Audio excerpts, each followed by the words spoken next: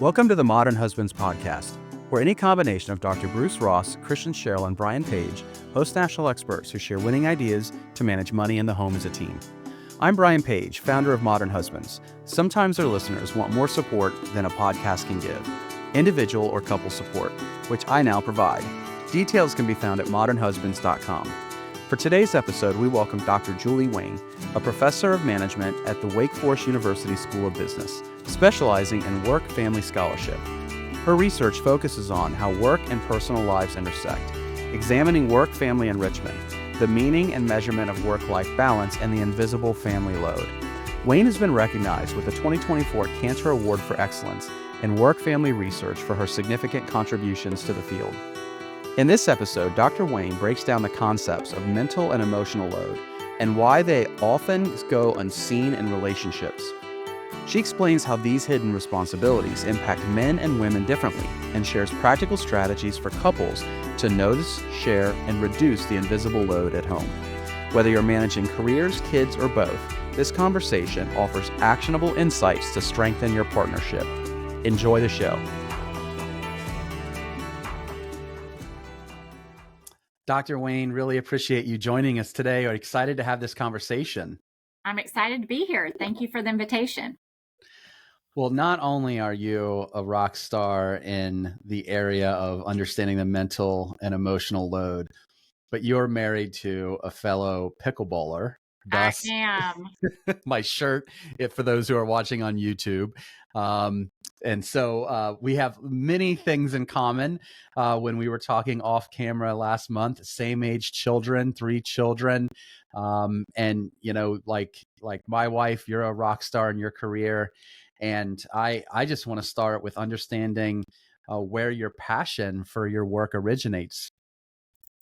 Well, thank you for that question. I was a psychology major in undergrad, and I guess I just had this notion that I wanted to help people and I wanted to help their lives be better. And so I ventured into clinical psychology for a time, but ultimately landed in the field of organizational psychology because work is a place where people spend most of their waking hours. And so my passion and my purpose really follows a simple but powerful idea that if we can make work better, we can make people's lives better.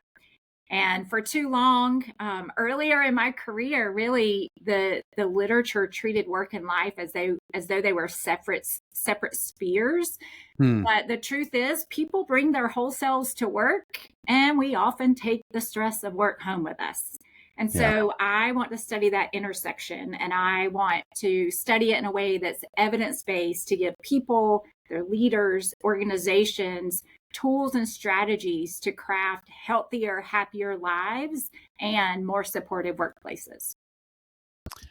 Well, in that work, obviously you've defined the mental load as an important factor. For those who are listening who might not understand the mental load, can you explain what it is and why do people call it invisible? Sure. So the mental load is essentially all the planning, deciding, remembering, anticipating, and even worrying that goes into keeping a household or a family functioning. We can think of it kind of like backstage work in a theater. We may not see it, but someone is back there. They're planning, whether that's costumes or the design of the set. They help the actors rehearse, and there's hours and weeks and sometimes months that go into a successful show production. The audience never sees it, but when they show up, it's a beautiful production. And without that hard behind the scenes work, the show couldn't go on. And it's really like that for the family load. So most of the research typically focused on the division of physical household labor, things that we can see, right? Like doing the dishes or the laundry or mowing the lawn.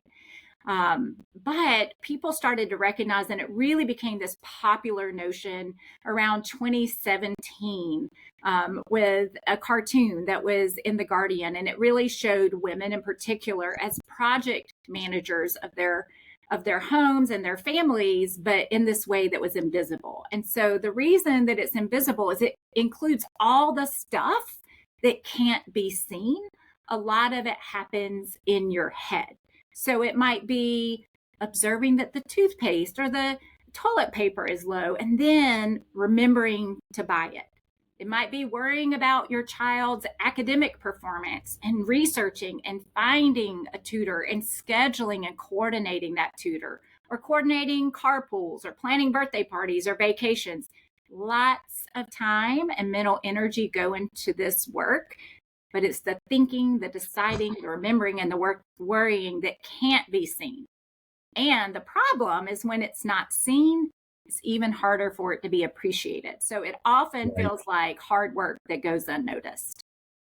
And so what does that have to do with the intersection of work and home? Yeah, so the interesting thing is that in this popular notion, right, there's all these images and messages that say this is really bad for people and it's really bad for families.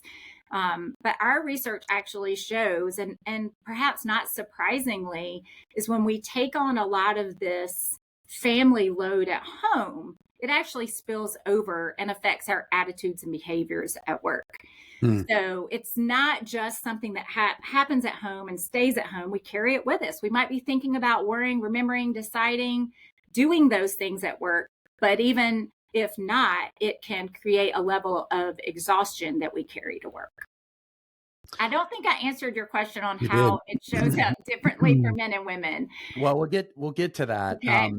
But I wanted to give an example of how I handle this for my wife, and for listeners, you know that I was the breadwinner and my wife was the one who did most of the mental labor at home, and now it's the reverse.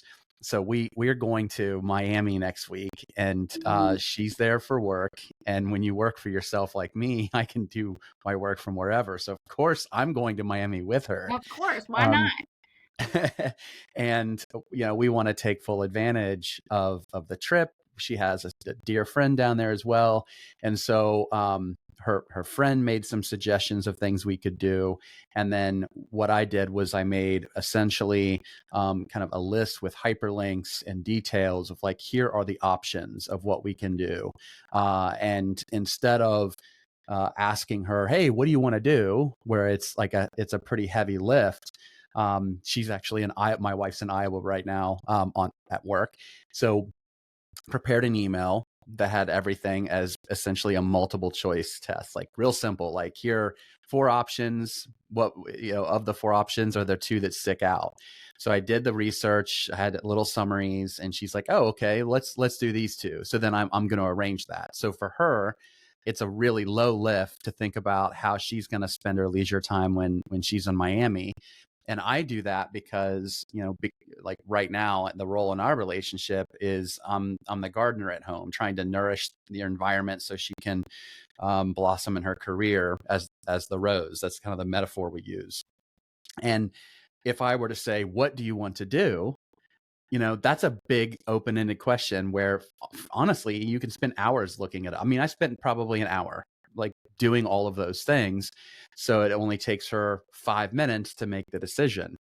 But I feel like those are the things that like she did for me years ago that I didn't necessarily appreciate because I had never done them. So I didn't understand how time sucking those tasks were and how draining they were when you had to go through that exercise. And so I think that's one of the reasons why I try to be as considerate as I can for these types of moments. So I wanted to provide that as an example for the listeners to understand where the intersection of money and the home kind of like come in. And so I'm trying to give her more mental resources to focus on her work, so she can still enjoy her leisure time, but doesn't have to worry about these other things as well.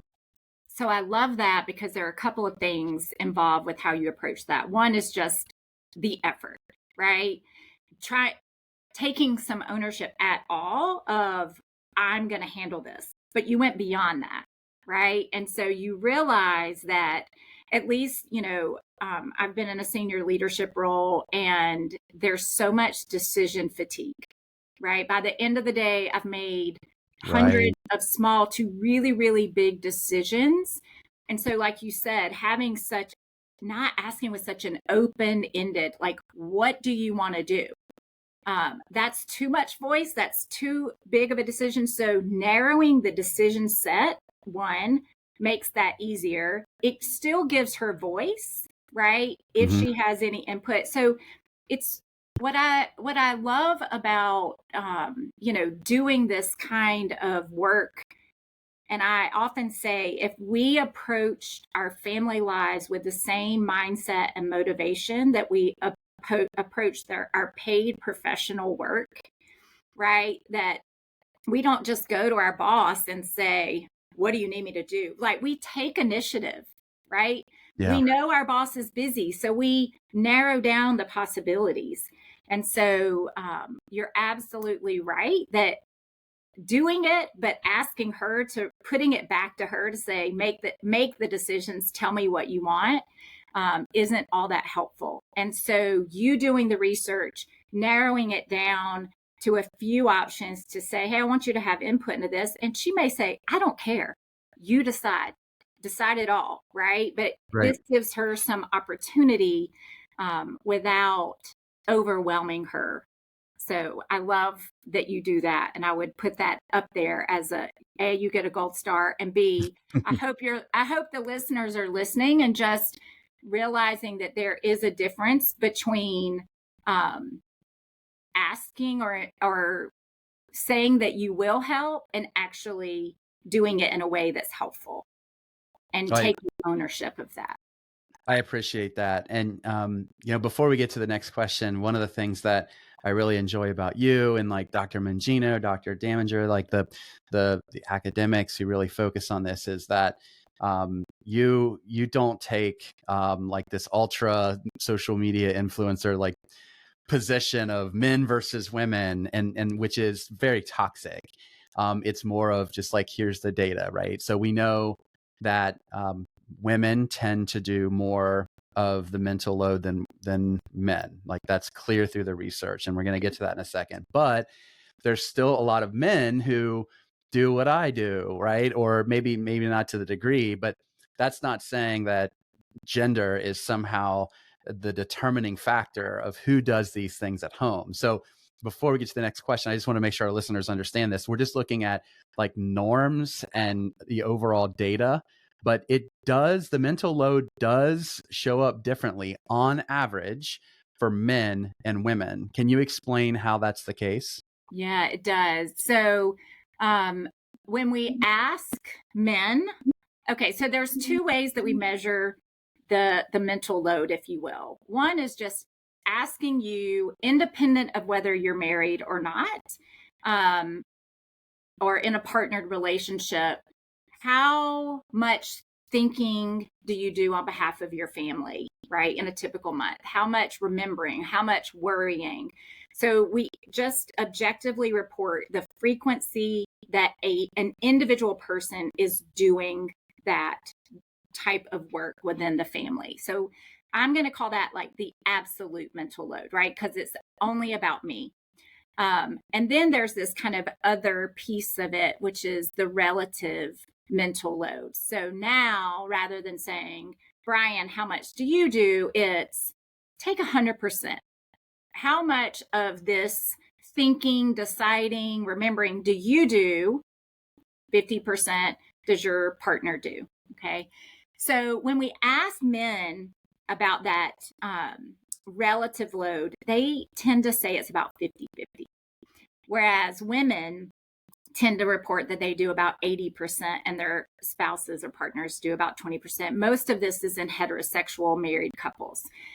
So we don't have a lot of evidence to see other types of relationships. So it's not to say those aren't important or equally valid. We just don't have the data for that.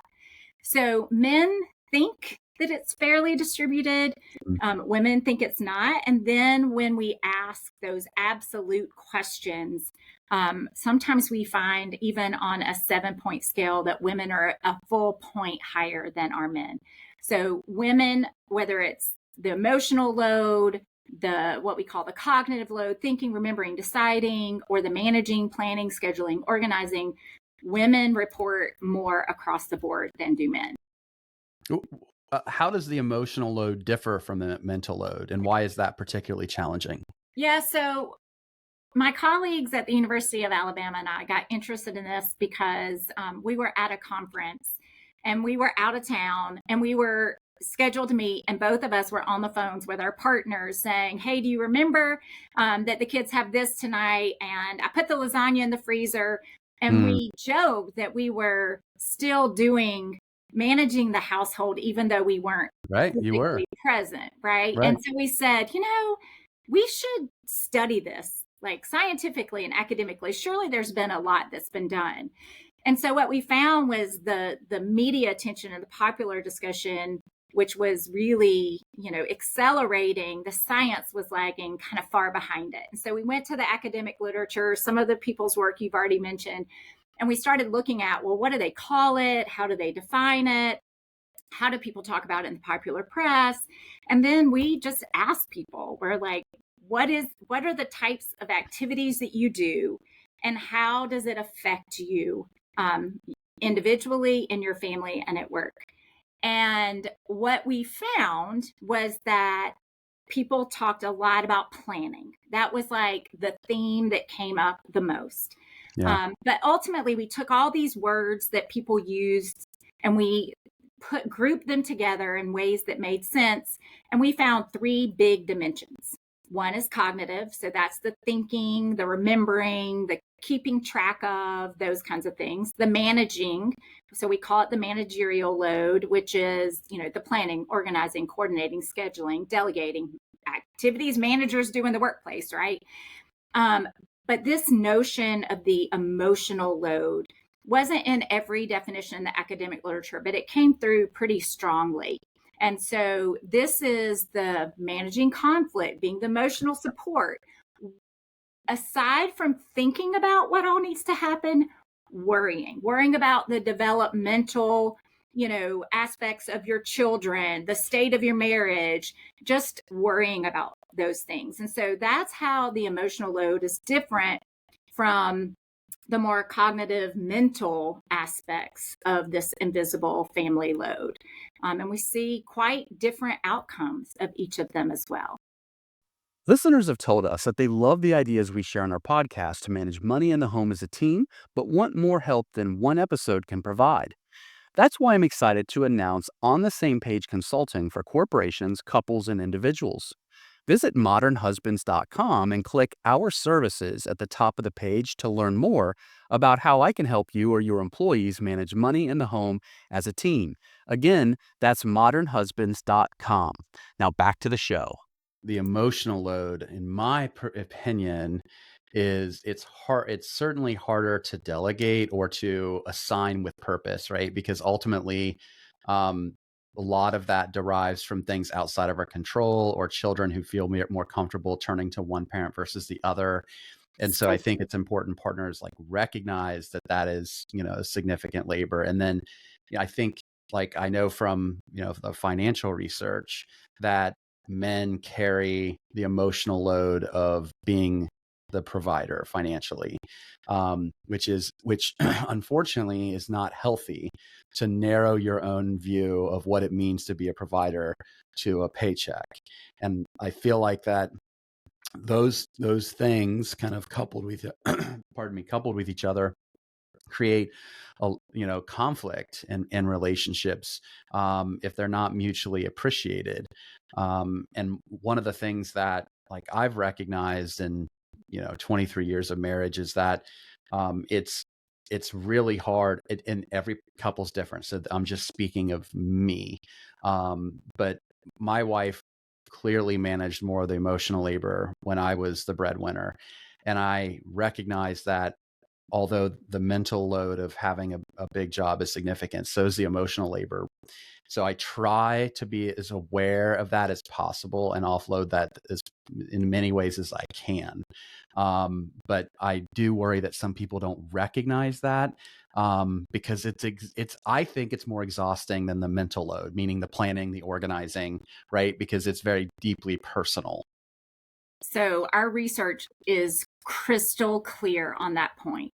I talked about the 3 dimensions, and it is the emotional load that is consistently heavy, draining, burdensome. Every link. When we talked to people and said, how does this affect you? They talked about burnout, fatigue, overwhelm, relationship resentment when they were doing more of this. And our data bear that out consistently. It is the emotional load that contributes to more depression, poorer life satisfaction, poorer family satisfaction. It spills over and even affects people's job satisfaction and their exhaustion at work. And I do think it's important to note here, though, that in our research, one of the possibilities we thought of is maybe this is just because people have a general tendency to worry. There's a big 5 personality characteristics referred to as neuroticism, right? And so maybe people who do more of this, they have a general tendency, it's their personality tendency to worry. And maybe that would even explain gender differences. Maybe women are more prone to it, right?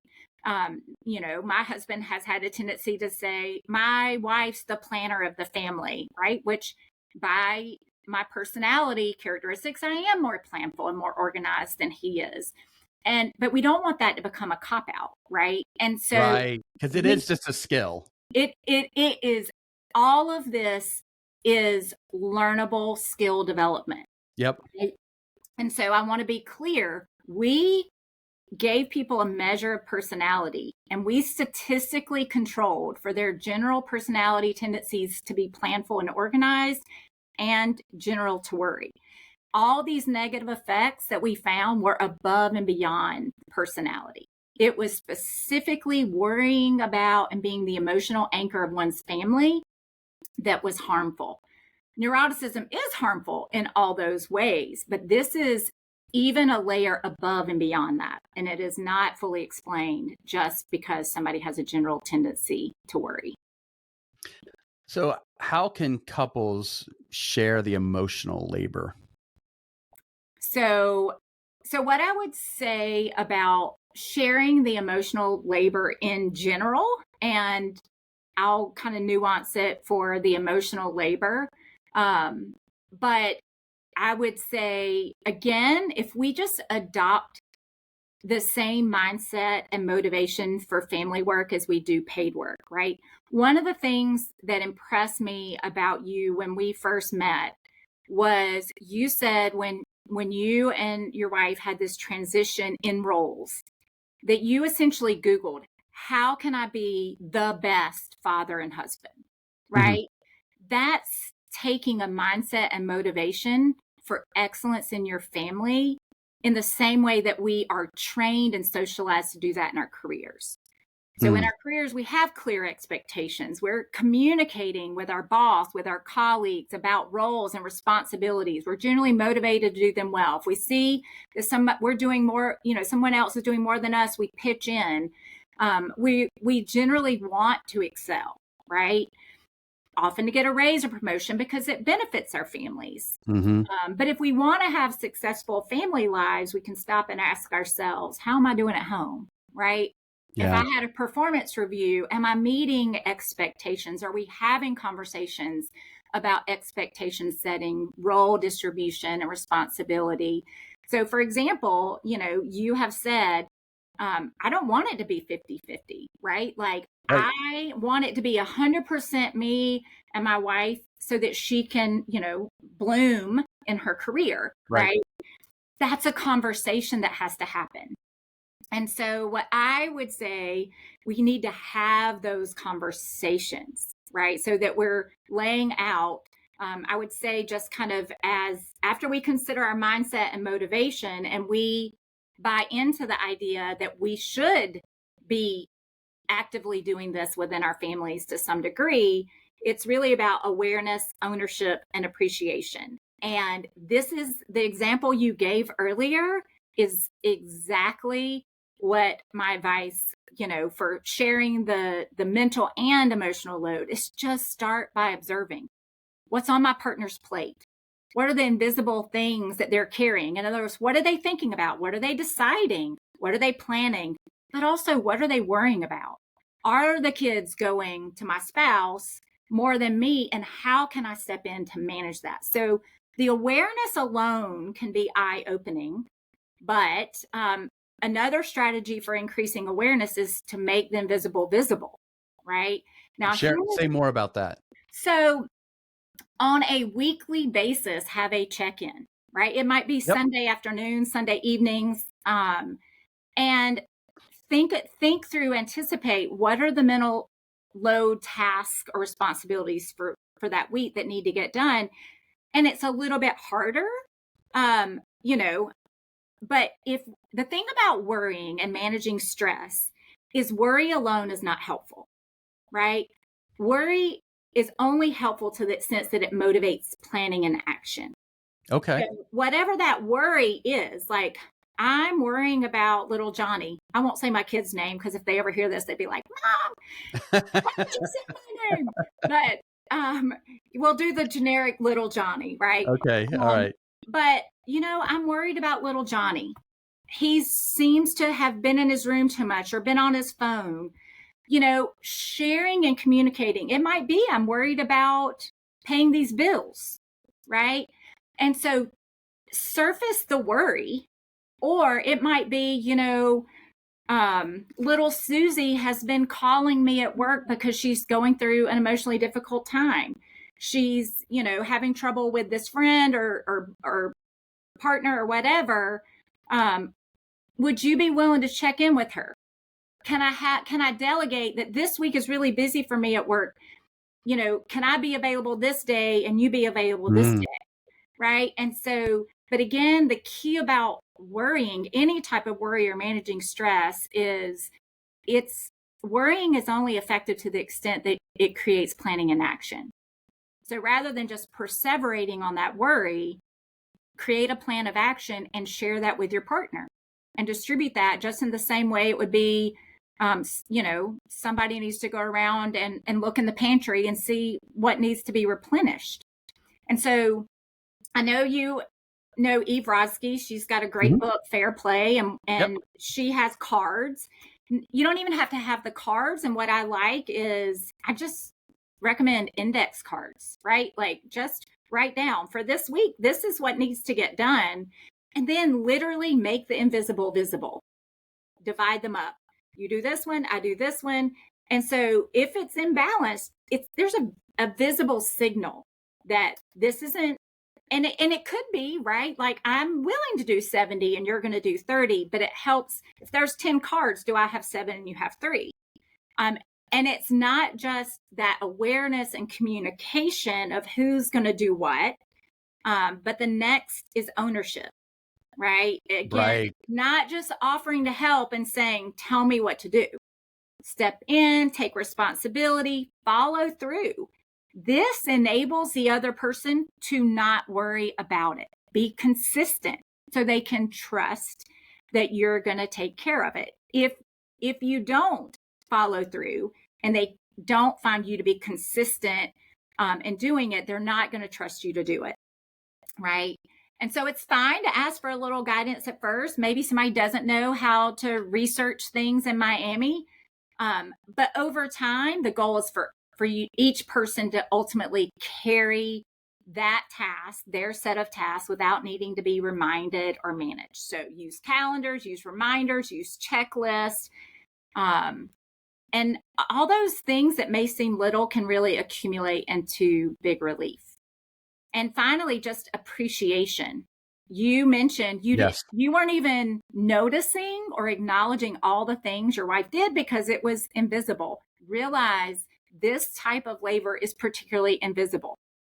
And so look for it, take ownership of it, and mutually express appreciation for all the things that each partner is doing that typically goes unseen and unappreciated. Well, that last nugget is particularly important for me because my wife does that for me. And it just feels really good that, because frankly, a lot of these things, I know, like some people would suggest that these are just things you should do as an adult. And I think that's hogwash. I think these are things that you do because you love each other. And that Exactly. if you show that and you communicate that, it's motivating and it feels good. So I'm really glad that you shared that. But I'd never heard of the idea of taking index cards and making the visible.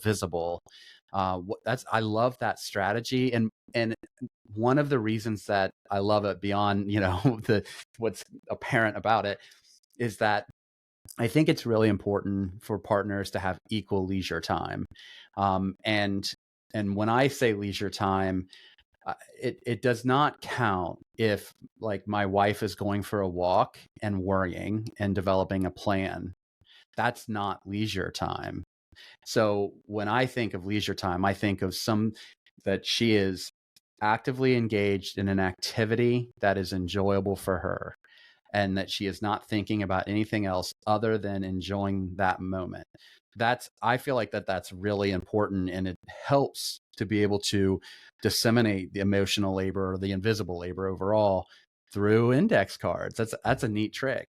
Now, beyond the household, how can workplaces, policies, or broader societal expectations help men and women balance mental and emotional responsibilities more equitably?